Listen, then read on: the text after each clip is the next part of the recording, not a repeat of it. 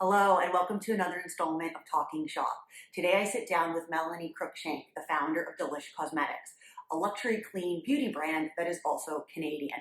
As a beauty junkie myself, I was really looking forward to hearing about her journey, what it's like to start a business in your kitchen, and the lipstick effect. I hope you guys enjoy our chat. Hello. Thank you Hi. so much. Thank you so much for joining and agreeing to do this. Oh my God, thank you so much for having me. I'm so excited to chat with you. Yeah, so I love beauty, and I love the idea, and I love participating in clean and green beauty. And you're obviously a fabulous woman, and you're Canadian, and you've got a Canadian company. So why don't we start at the beginning? Sure, of like how I kind of started to lish, or Yeah. yeah, well, funny enough, I used to, well, not funny, but I used to suffer from horrific acne, like severe acne, been on Accutane. I discovered makeup in grade 7 after having a really awful run-in in the girls' bathroom with a classmate telling me how disgusting my face was and could I please go and put on some foundation. And I hadn't really been familiar with foundation. So I went home, begged my mom. She took me to the Byway, which is coming back to Toronto. Yeah.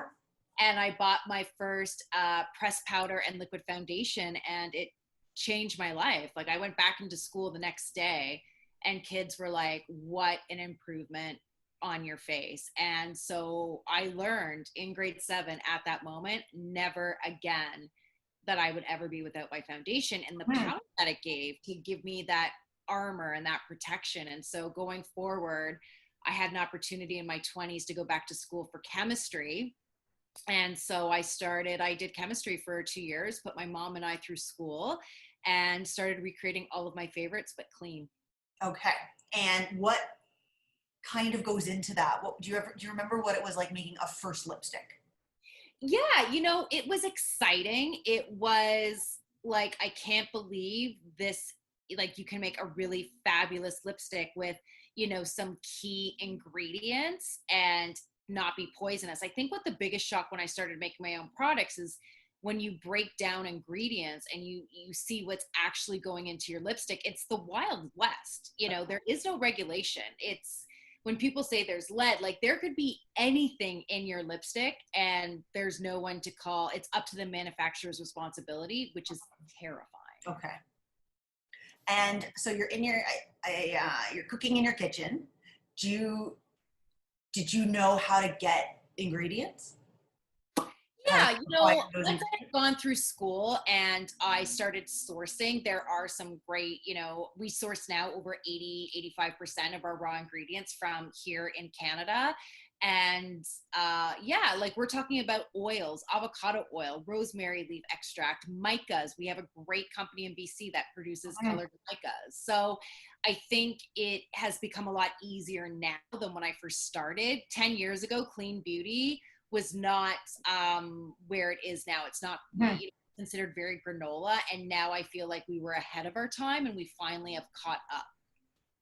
And how many? What year was it actually? When So I, you I actually registered my business in 2006, Mhm. but I didn't really start producing or playing with product until around 2008. And do you remember what you launched with? Lipsticks. Yeah. Is that your go-to? Always. I am like a lipstick. I always feel like it's the best accessory for your face. You Yeah. don't need a lot of makeup, but if you have a killer lipstick, and I think that even goes back to like the Depression era, and apparently, lipstick is, recession proof. Apparently, it's also pandemic proof. Okay. And, it's that instant make feel good product. You can put on a great coat, a pair of shades, and a killer lipstick, and you are as chic as can be. And are you noticing that lipstick is surviving a pandemic? 100%. We actually in March launched our fun kiss masks. Very glam. Yeah, this is my pucker right here on here. But we did that so that you could have both versions. You could still have fabulous. We have it in a few different shades. We also have it in black. And lipstick is one of those things I find now I'm more routine. When I get up in the morning, I am putting on my lipstick. I like seeing my lipstick impression on my coffee mug. Okay. It's that instant boost. And even like riding my bike, I always have lipstick on because I'm not coming into contact with anyone, but I just need something that makes me feel good. Oh, that's amazing. And have sales been good through all of this? I feel I can see our customers. In fact, our sales have been going up with certain products, definitely with the lipsticks, because I feel like now more than ever, self-care is so Mhm. important. We're all in a bit of a funk, you know what I mean? We all want to get out. And now that we're moving into phase 3, I think, going out into patios and eating, women want to feel good. They want to look good and they want to feel good. And this is the easiest way to go about it. And we're seeing it very, very steady. Do you have any tips about how to choose a red lipstick? So I work with blue undertones, meaning that the lipsticks look good on everybody. And we are actually notoriously known for our Florence lipstick, which named after my Nana. Actually, yesterday was National Lipstick Day. I read your post and I want to actually circle back to the depression story. So that red lipstick is the 1920 depression lipstick itself. So it is the most iconic shade in the world. And that is the red lipstick we do. It's called the Florence. And I think every woman, it's like having like a great basic black turtleneck, Mhm. have the best basic red lipstick, because of course there's a million shades, but I am such, the whole delish philosophy is I didn't reinvent the wheel. I do Mhm. basics, but I do them very well. Mhm. And that is everyone's signature red lipstick. It is chic on all skin tones, which I And, love. and could you just speak to why it's a blue undertone that's more universal versus? So the easiest way that I can explain it, think of like denim. Jeans look good on everybody. A blue undertone looks good on all skin tones. And this is It versus an orange Yes, undertone. versus an orange. Like I don't do well with orange undertones. Some people do, but with the blue undertone, it does not matter. And that is the most important thing when we do shades is that they're universal. They look good on all skin tones. So not only does the skin tone is this is called the Nadine, so this looks good on me, but this looks good of women of all ethnicities and backgrounds. And that I take great pride in. And I love seeing this lipstick or the Florence or one of our other shades, the Careen, on different skin tones because it just looks so beautiful on such a variety of women. And it's great that, one shade can be so universal and looks so good on everybody. So that's why I do blue undertones because 99.9% of the time they complement everybody's tone. And can you just sum up the depression era piece that you posted about for National Lipstick Day?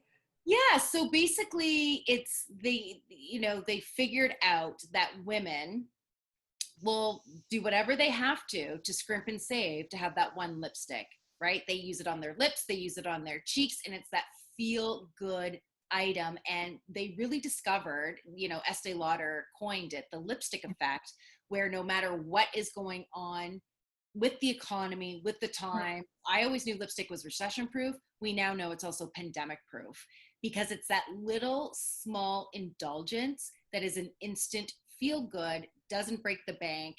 And being clean beauty, being Canadian, it's never been a better time than right now. And I guess with Zoom meetings.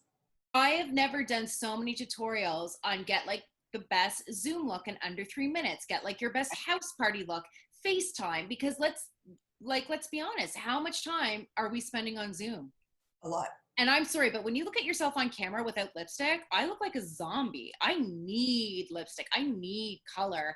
And there's something too. I have a girlfriend who works in advertising, and she was like, yeah, you can tell when people like pull it together. She's like, I wear lipstick to all the meetings. She's like, I started noticing all the other girls afterwards on the Zoom call started wearing lipsticks because it really shows through. And at the end of the day, we're still doing business. We still need to Yeah. be professional and feel and look our best. Like nobody wants to see a bunch of like, people in pajamas.